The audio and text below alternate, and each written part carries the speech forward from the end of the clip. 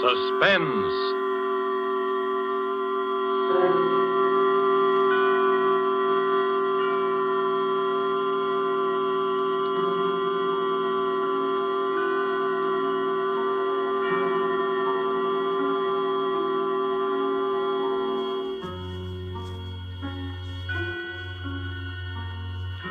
This is the Man in Black, here again to introduce Columbia's program, Suspense. Heading our star Hollywood cast tonight is Mr. Warren William, and with him is Mr. Eric Blore. No fewer than 9 times have these two gentlemen appeared together in screen thrillers based on the adventures of one of the most celebrated characters of modern crime fiction. This familiar character will speak to you now for the first time on the air, as with the story called Murder Goes for a Swim, and the performances of Warren William as Michael Lanyard and Eric Blore as Jameson. We again hope to keep you in suspense.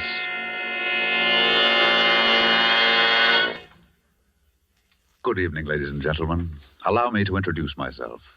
Nowadays, meeting me on the street, you'd most likely recognize me as Michael Lanyard, an author of sorts.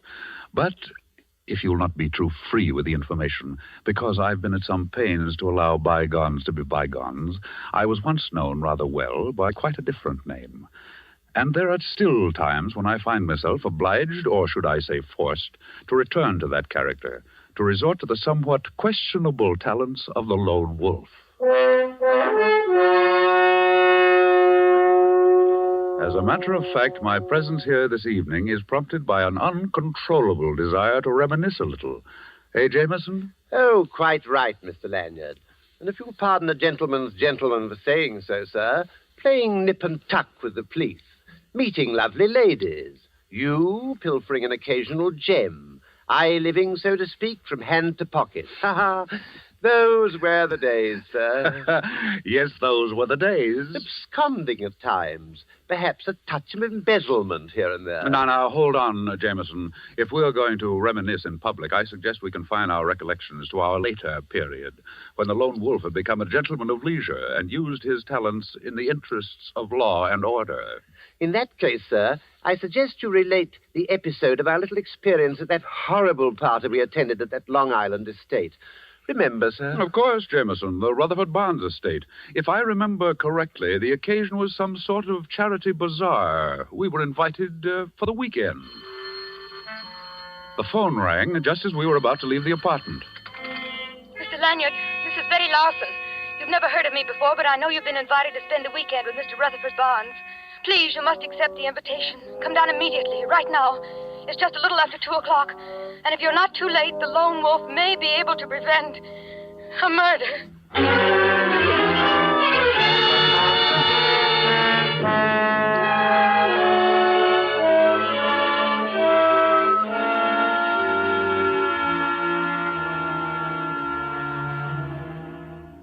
Jameson and I arrived at the Barnes estate a bare 2 hours after we'd received the mysterious telephone message.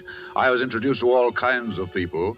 First, the famous gossip columnist, Ralph Clinton. Well, Mr. Lanyard, this is indeed a surprise, and I might say a pleasant addition to our little gathering. Something always happens when you're lone wolfing around. Oh, I know, you've reformed. But a fellow can hope for a little excitement, can't he? See you later, old man. Then I met a very, very beautiful young lady. Oh, Mr. Lanyard, we haven't met yet. I'm Cynthia Waring. I've read all your stories and admired the ingenious way you solve those baffling mysteries. I think you're wonderful, really. And, of course, there was our host himself, Mr. Rutherford Barnes, who had recently announced his engagement to Miss Waring. I believe you've met just about everyone, Lanyard. That is, everyone except Bill Hodges. He's the firebrand of our little congregation. He's probably wandering around walking off the effects of the last 10 cocktails. Just make yourself comfortable.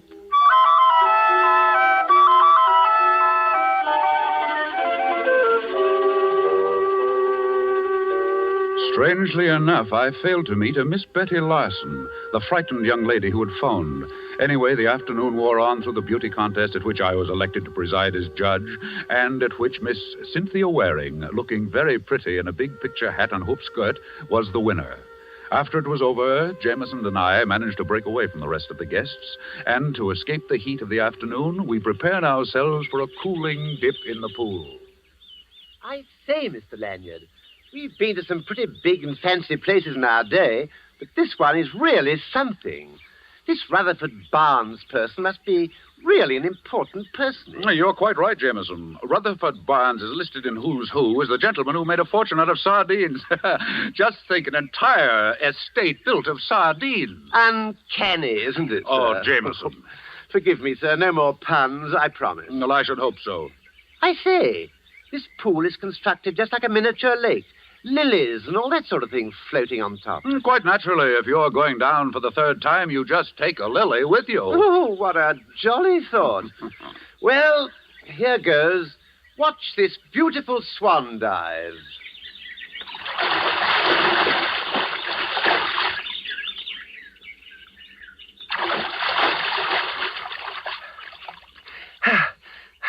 I say, this is most unusual. There's a sort of a mermaid lying in the bottom of the pool. And she's very pretty, sir. Last night it was a barmaid. Today it's a mermaid. No, but really, sir. Well, I'm the judge in the beauty contest. I'd better go down and have a look.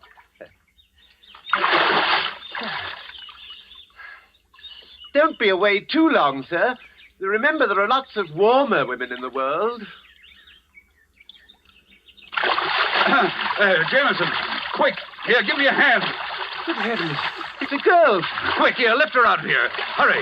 I'm doing my best, I'll sir. get then. Here, now, let's put her down here. You hold her there, Oh, sir. Yes, Jameson, I'm afraid she's dead. Well, what do you make of it, sir? What, was it an accident? Well, I don't know. There's a pretty nasty bump on the side of her head. Well, perhaps she slipped and hit her head as she fell. Perhaps. But her bathing suit, not quite the style you'd put on to take a swim. Possibly she was in the beauty contest. Of course, that's it. The program listed 10 contestants, yet only 9 girls competed. Meaning what, Mr. Lanyard? Meaning, Jameson, that this poor kid was the 10th contestant. And if my hunch is correct, her name is Betty Larson. The girl with the telephone message? Precisely. And if her call was on the level, we did arrive too late, and she was murdered. Mr. Lanyard! Mr. Lanyard! It's Mr. Barnes and Miss Waring. Take off your robe and cover up the body, Jameson. Yes, sir. Well, Lanyard, we've been looking all over for you, haven't we, Cynthia, dear? Yes, of course. And I'm glad we found you, Mr. Lanyard. I've been wanting to thank you for awarding me the prize in the beauty contest this afternoon. I really didn't think that... Mr. Lanyard! There, at the edge of the pool. Yes, it's a girl, and I'm afraid she's drowned. Drowned? But... Oh, how horrible. Oh, but how did it happen? Who is she? I think she's Betty Larson. What do you think, Mr. Barnes? Here, look. Good heavens. Rutherford, look. Yes. Yes, that is Betty Larson. Why, I had no idea. Then you do know the girl, Mr. Barnes. Why, yes. As a matter of fact, only recently I recommended her for a job. She's the local telephone operator. And the village beauty. Mr. Barnes and Miss Larson were childhood sweethearts. Mr. Barnes, tell me, do any of the other guests know this girl? Ralph Clinton, for instance. Could our famous columnist have possibly known Miss Larson? Well, if not in person, most certainly by telephone. You see, for the last few weeks, Miss Larson handled my personal calls. I see. Did she ever mention the fact that there might be a murder? Murder? Well, you see, I received a rather strange message. Now, look here, Lanyard. If you're insinuating that Miss Larson was murdered, you're all wrong. It's perfectly obvious. She slipped and fell into the deep end of the pool. She can't swim. We couldn't hear her cry for help over the noise of the party, so the poor girl drowned. As simple as that, eh? Why, of course. And I'd appreciate it if you'd be kind enough not to mention this accident to any of the other guests. There's no need to disrupt the entire weekend. I'll notify the sheriff and call the coroner, and they'll take care of everything. I think it might be a good idea, Mr. Lanyard, since you seem so certain that a murder's been committed, that you and your man remain on the premises. Our famous lone wolf may have a little explaining of his own to do. Come along, Cynthia.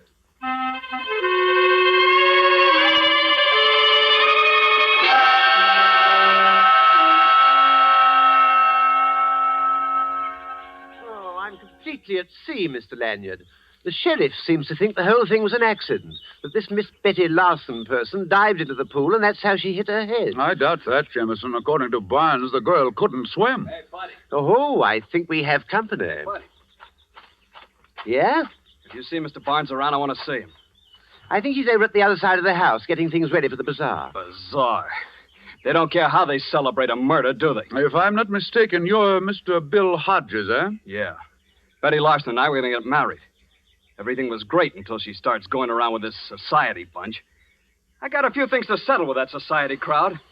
Especially that keyhole peeper, Ralph Clinton. You seem quite positive, Hodges, that your girl was murdered. Well, what do you think it was, an accident? That girl could swim like a fish.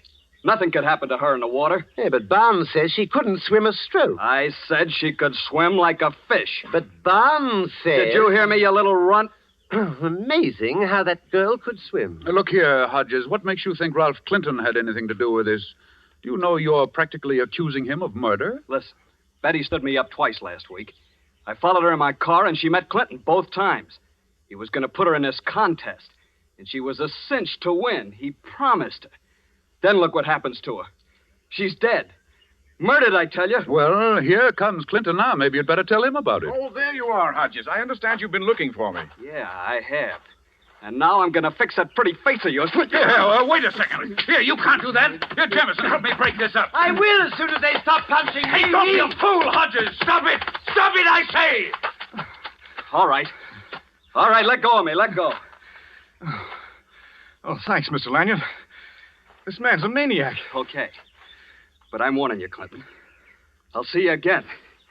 When you ain't got your friends around. Personally, I don't know whether the girl was killed or not, but if she was, our friend there, Hodges, will have a lot of explaining to do. You mean you've got something on him, Mr. Clinton? Well, when I was discussing the contest with Betty Larson a few days ago, she told me that Hodges had warned her not to enter it. It seems he was afraid that if she won, it might go to her head and she'd walk out on him. As a matter of fact, he told her to stay away from here. Well, there's going to be a coroner's inquest in the morning, and I suggest that you tell this to the sheriff as soon as he returns. Oh, why, tell that to the sheriff? Oh, no, I'd rather hate to do that. You see, Lanyard, someone in my position, I can't afford to get involved. After all, it's my business to report scandal and not get mixed up in it. But look here, you... Oh, I tell you what, give me a chance to think it over, and I'll see you at the treasure hunt tonight.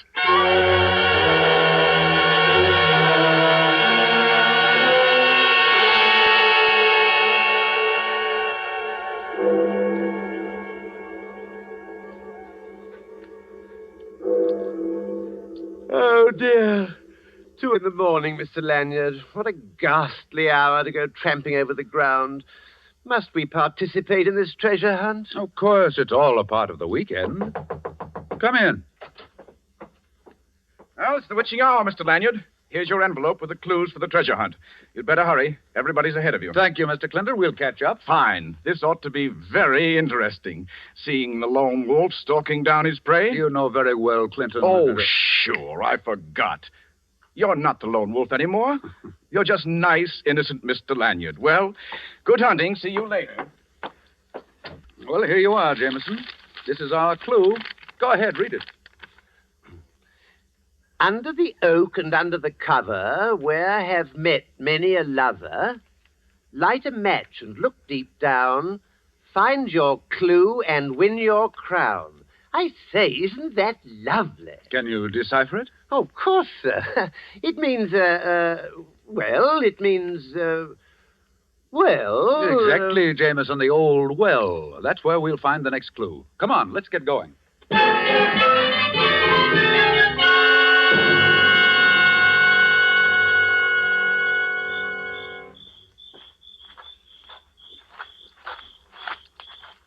The well is down this path. It's right near the stables. You mean when we get to the well, we find another clue? That's right, and at the end is when we reach the treasure. Oh, the treasure. I say, what is this treasure? Jameson, it's unimportant what the treasure is. It might be a bag of jelly beans. It all sounds very silly to me, sir. There's the well over there. And look here. It's got a wooden cover on it, exactly like it said on the poem. Well, what do we do now? Now, wait a minute. Oh, yes, under the cover. Light a match and look deep down. Here, I'll take this lid off and put it here. Now, you light a match, Jameson. Right, sir. Our second clue must be somewhere inside the well. Right-ho, just a moment. Ah, there's the clue we're looking for. A piece of paper pinned on the wall inside the well with a big pin. Oh, dash it all. Match went out. I'll light another one. Oh, Jameson, hold it.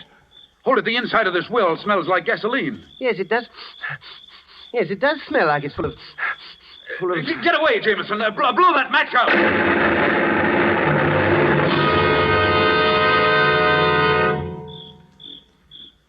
Oh, are you all right, Mr. Lanyard? Yes, and no thanks to you. Oh, I couldn't help it, sir. If you ask me, we walked right into a trap. And quite obviously. Here, let me help you up. Oh, thank you, sir. Oh, if I'd had any idea... Ouch! Well, now what's the matter? Oh, I've been stabbed. Well, let me see. Oh, steady, Jameson. I'll pull it out. Oh, be careful, sir. Oh. Oh! There we are. And very interesting. What is it, sir? Oh, it's that big pin. You could have been hurt quite badly. Well, if you ask me... Come along, Jameson. We've got work to do.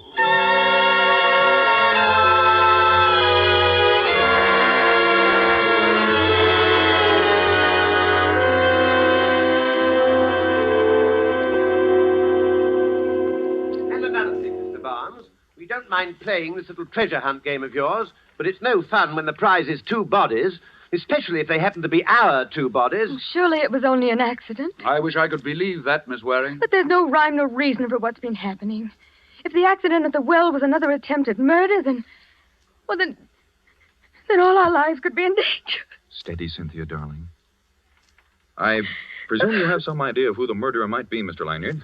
You flatter me, Mr. Barnes. I would think you had surely lined up 1 or 2 likely suspects, Mr. Lone Wolf. Why don't you tell them about our friend Mr. Clinton, sir? Clinton? Oh, well, there are some mighty interesting aspects to that road company Winchell. He was meeting Betty Larson secretly. At least that's what Hodges says. I can believe that. Clinton would stoop to anything. I didn't want to have him around, but Cynthia felt that we should cater to him for the sake of publicity for the bazaar. Hodges also insists that Clinton arranged for Miss Larson to enter the beauty contest, and that Clinton promised her that she would win. And there's the little incident at the well. If you ask me, Clinton is in this thing right up to his clues. Help! Mr. Barnes!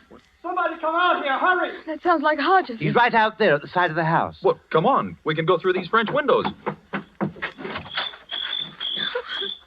In here, in the bushes, you better hurry. What is it, Hodges? What's wrong? I don't know. Don't ask me. I don't know anything about it. Great heavens, look at Clinton. Oh, I can't stand it. I can't stand it. What awful things are going on. No, I don't know how it happened. I was just coming down the path. There in the bushes, he was lying right He's there. done for, all right, Mr. Lanyard. Shot. Murdered. Murdered? You did this, Hodges. You said you'd get even with Clinton. Now you've done I it. tell you, I don't know anything about it. I was just walking down along the path. I don't know anything about It's it. all right, Hodges. You'll have an opportunity to prove your innocence. Don't you have some theory about all this, Mr. Lanyard? And Miss... There, Miss Waring. I think I can promise you at least that there won't be any more murders.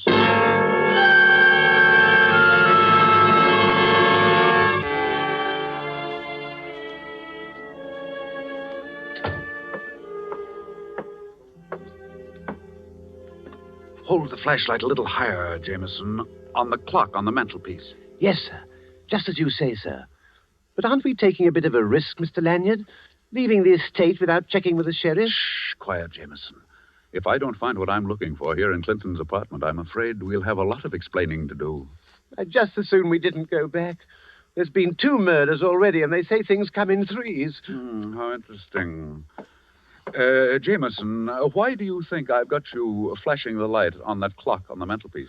Well, sir, I'm a bit rusty. I think it might be safe to say, well, it would be safe. Exactly, Jameson. You never fail. The safe behind the clock on the mantelpiece. I say, I was right. Ingenious, eh, Miss Lanyard? You have your moments. Well, it's a long time since I've operated in this fashion, but we'll see, Jameson. If you don't mind, sir, this is like old times. I do mind, Jameson, but unfortunately, certain situations are born of necessity. Then allow me to compliment you, sir. You haven't lost the old touch. No, I'm not so sure. Ah, there we are. Not much of a haul, if you ask me. Nothing but a stack of letters and a notebook. Let's have a look. All that trouble just for a bundle of papers. Just a waste of good time and talent.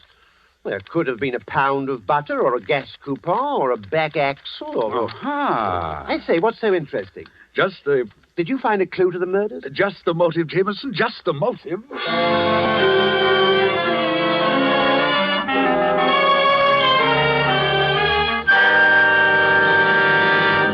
Look here, you can't keep me here, Sheriff. All I did was find Clinton. You can't hang a guy for that. Keep your shirt on, Hodges. Nobody moves out of this room till Lanyard shows up.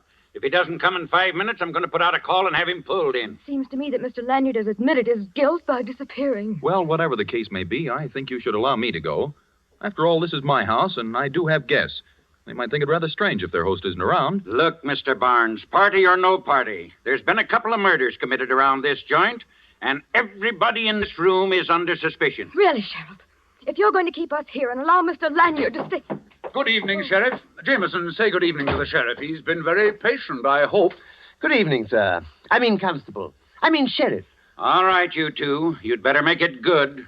Running away from the scene of the crime won't sit so well in court. Please accept my apologies, Sheriff. Well, now that you're here, Mr. Lanyard, perhaps we can clear up this nasty mess. Yes, I presume you've been spending your time checking up on the murders, Mr. Lanyard. That's right. And I've uncovered a few details which I'm sure will prove most interesting, Miss Waring. You're wasting time, Lanyard. Somebody in this room has been running around committing murders, and I'm going to find out who it is or die trying. Who said that? Oh, if it's all the same to you, Sheriff, I think I'll join the other guests. Now, isn't that thoughtful of you? Get away from that door before you tempt me to bring the murder score up to 3. Do as he says, Jameson. After all, you don't want to miss all the fun. In just a minute, you're going to have the pleasure of meeting the murderer. Yes, that's just what I'm afraid of, sir. All right, Lanyard. Let's have it. Very well, Sheriff. First, allow me to review events from the beginning. Just as Jameson and I were leaving for Mr. Barnes's residence, we received a rather unusual telephone message. It was Betty Larson. That was about 2 p.m., wouldn't you say, Jameson? 5 minutes after 2, to be exact, sir. Thank you. We arrived at Mr. Barnes's estate by 3:30. At 5, Jameson and I went for a swim in the pool. It was then we found Miss Larson. At what time did the coroner examine her, Sheriff? Around 7 in the evening. But what difference does it make? The poor girl had been dead for 10 hours. All the difference in the world, my dear fellow. Simple arithmetic will show you that it was impossible for Miss Larson to call me at 2 o'clock. At 2 o'clock, she'd already been dead for 5 hours. Hodges, you did it. You paid someone to make that call. You're crazy. I had nothing to do with it. Pipe down, Hodges.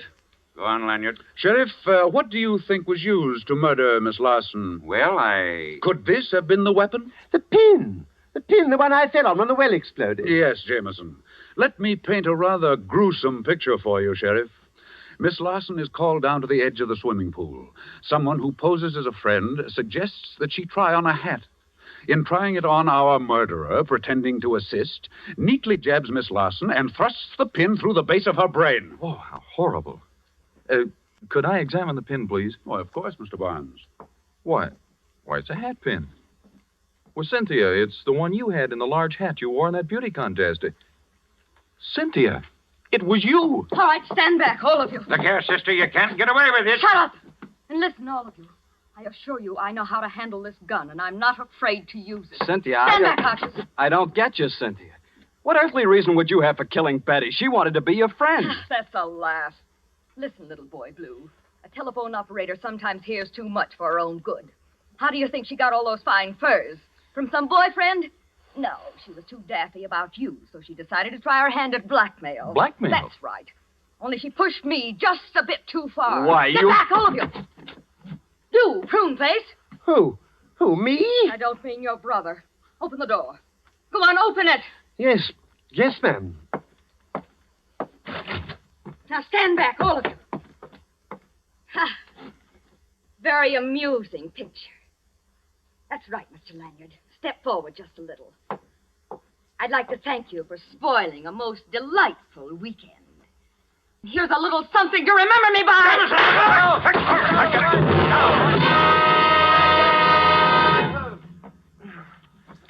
Jameson, are you all right? Yes, I think so, sir. Oh, thank heaven. Yeah, you did a good job, Jameson. You not only saved Mr. Leonard from getting shot, but when you fell against this door, you also managed to knock Miss Waring colder than a doornail. Oh, it was nothing, really. And as for you, sister, maybe these bracelets will keep you out of trouble.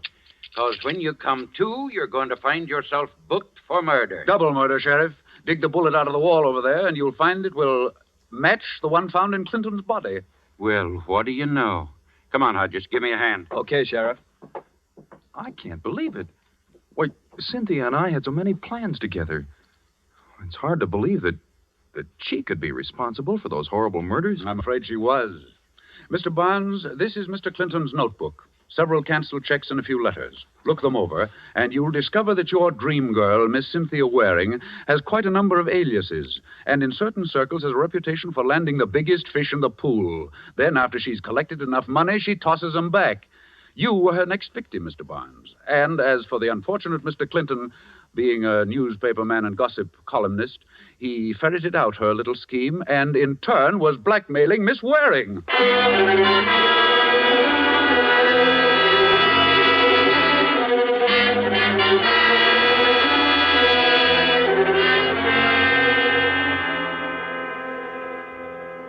Well, ladies and gentlemen, I guess that just about puts the cap on that story of our little adventure at the estate of Rutherford Barnes.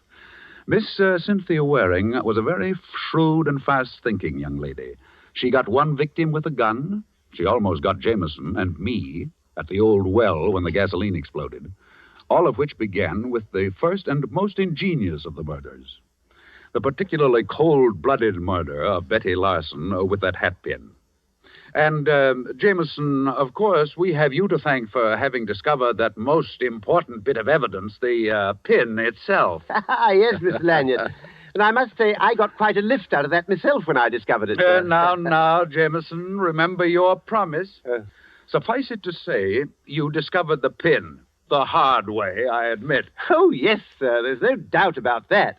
The criminal would never have been stuck in the final analysis if I hadn't sat down and got myself stuck. That will be all, Jameson. Good night, ladies and gentlemen.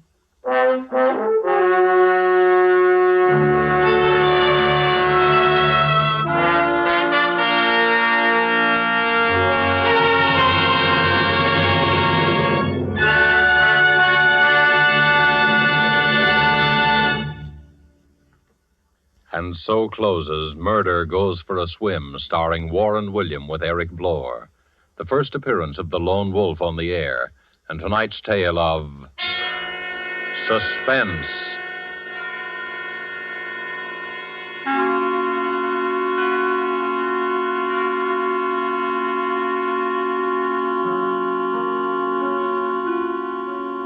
This is your narrator, the man in black, who conveys to you Columbia's invitation to spend this half hour in suspense with us again next week, when Laird Kriegar will star in the suspense play, The Last Letter of Dr. Bronson, with a cast of 4 distinguished Hollywood players, Helen Vinson, Harold Huber, Ian Wolfe, and Theodore von Eltz.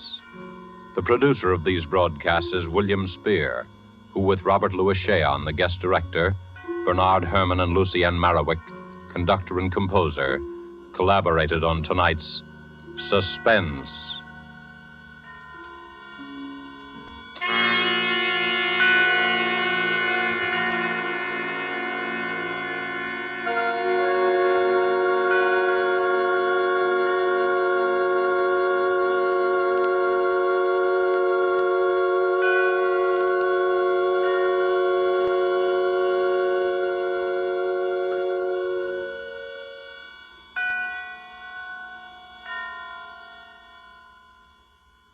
This is CBS, the Columbia Broadcasting System.